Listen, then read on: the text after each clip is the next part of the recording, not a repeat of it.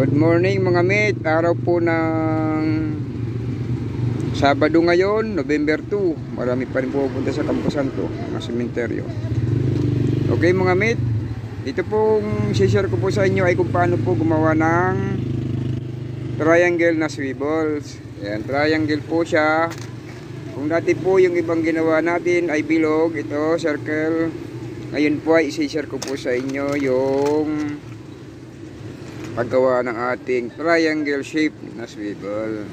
Sa mga nagtatanong po minsan sa aking FB account sa Messenger na kung magkano ang aking tali, pag sinabi ko na 40 po ang isa, ayun, hindi na po nagpaparamdam yung mga nagtatanong, kasi pasensya na po kasi medyo may kamahalan ng konti ang gawa ko, dahil ang gawa ko pong tali ay hindi po pang komersyal, mga pasadya po.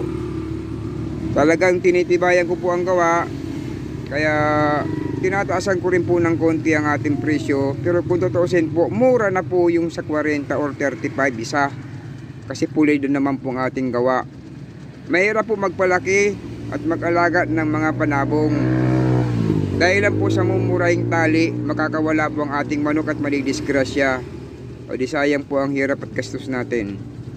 Kaya yung mga iba po na nagtatanong sa aking Messenger kung magkano, pag sinabi kong 40, hindi na sila nagpaparamdam pag sinabi kong 40 po ang isa.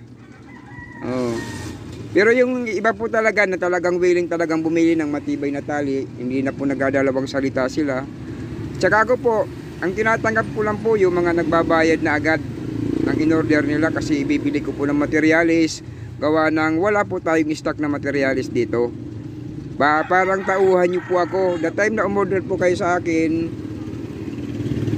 pagdating po ng cash na pinadala nyo, ibibili ko po ng materialis, then igagawa na natin ng kung anumang design po ang gusto nyo na tali. Okay, ito po yung hulmahan ko ng triangle. Ayan, triangle shape. So, yung bilog naman po, ito naman po aking hulmahan.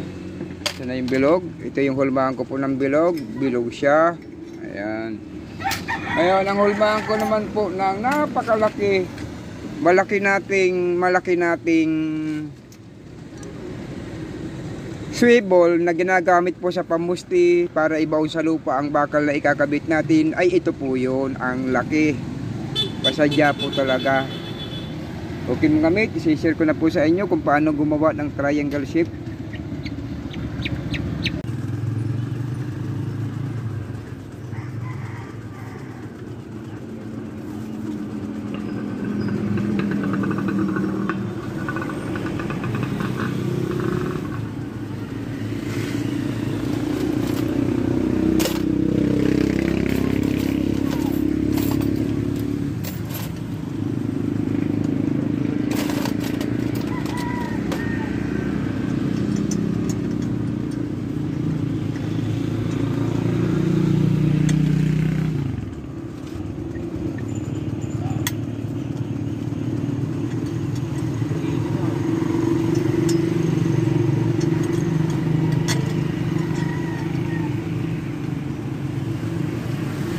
Akala ko si Saldi yung nagtari.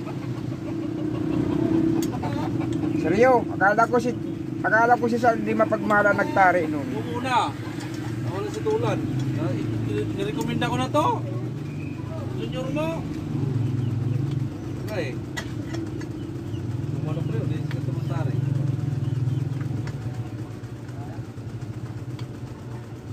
Talaga.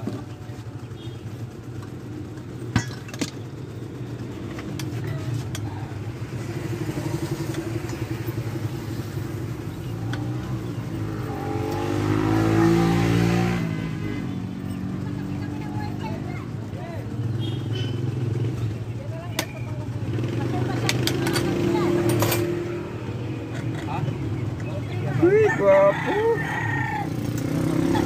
Ngayong kulang uli mga mate, nagamit itong triangle ko na hulmahan, pang triangle. Kasi naikabit ko ito doon sa loob ng tulugan ko. Hindi ko agad natanggal.